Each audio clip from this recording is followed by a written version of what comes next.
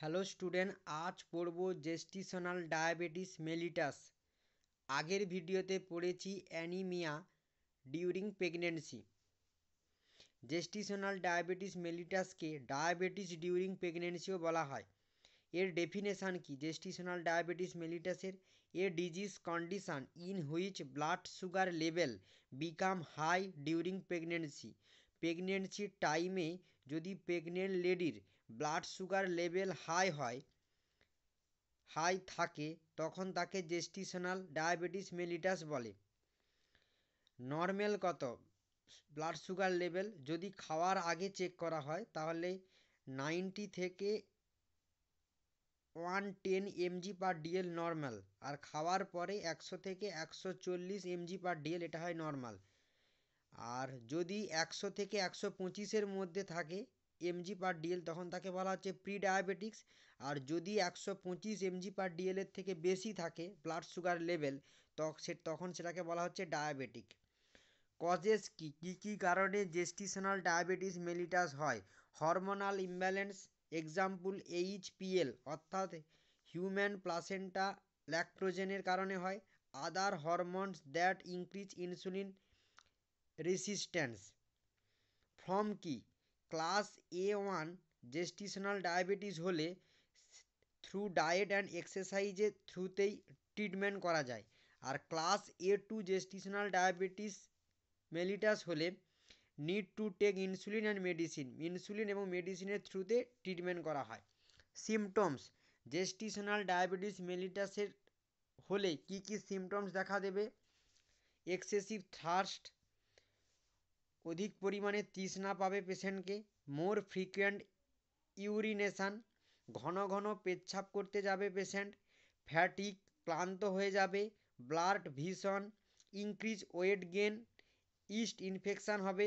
And snoring অর্থাৎ ঘুমানোর সময় নাক এবং মুখ দিয়ে একটা আওয়াজ তৈরি করবে, নাক ডাকবে, এটাকেই বলা হচ্ছে স্নোরিং। রিস্ক ফ্যাক্টর, কোন কোন ফ্যাক্টরের কারণে জেস্টিশনাল ডায়াবেটিস মেলিটাস হয়? ওবেসিটি, মা যদি ওবেসিটি হয় তখন হবে।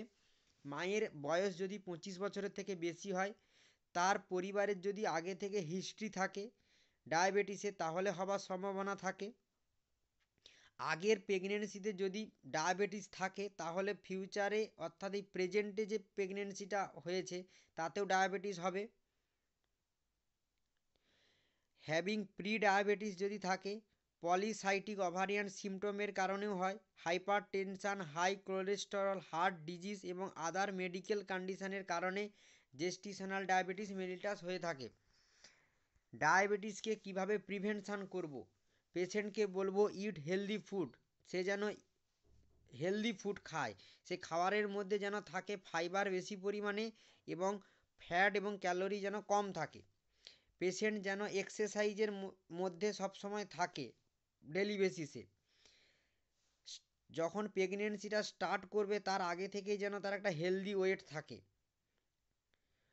তারপরে কি? Don't gain more weight than recommended. প্রেগনেন্সির টাইমে অর্থাৎ ডিউরিং প্রেগনেন্সিতে 11 কেজি মায়ের ওজন বাড়বে, এর থেকে যেন ওজন বেশি না বাড়ে, এটা লক্ষ্য রাখতে হবে। ট্রিটমেন্ট, যে পেশেন্টের জেস্টিশনাল ডায়াবেটিস মেলিটাস অলরেডি হয়ে গিয়েছে তাকে কিভাবে ট্রিটমেন্ট দেব? First, depend on blood sugar level. মায়ের যেই রকম ব্লাড সুগার লেভেল থাকবে তার উপর নির্ভর করে, তার উপর ভিত্তি করে ট্রিটমেন্ট প্রোভাইড করব। First, aerobic exercise for 30 minutes with moderate intensity everyday. Aerobic exercise 30 minutes যেন করে ডেলি বেসিসে। Next, to monitor blood glucose level by glucometer. Prescribe insulin injection until delivery.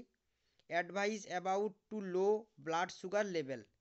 Next, complication, gestational diabetes mellitus হলে মায়ের কি complication হতে পারে? High BP এবং প্রিএক্লেমসিয়া হওয়ার সম্ভাবনা থাকে। Future diabetes, having a surgical অর্থাৎ সিজারিয়ান সেকশানে ডেলিভারি করা হতে পারে। ফর বেবির ক্ষেত্রে কি কি কমপ্লিকেশান আসতে পারে?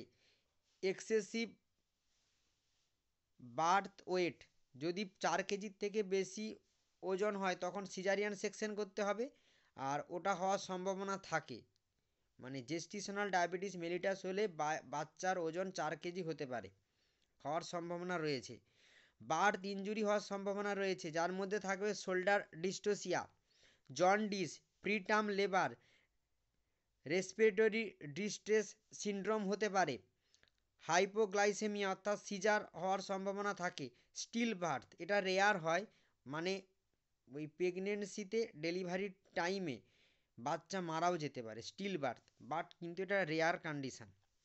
আশা করি আজকের ভিডিওতে তোমরা জেস্টিশনাল ডায়াবেটিস মেলিটাসের complication, treatment, prevention, symptoms, risk factor, causes, normal value and definition বুঝতে পেরেছো। Okay, thank you so much.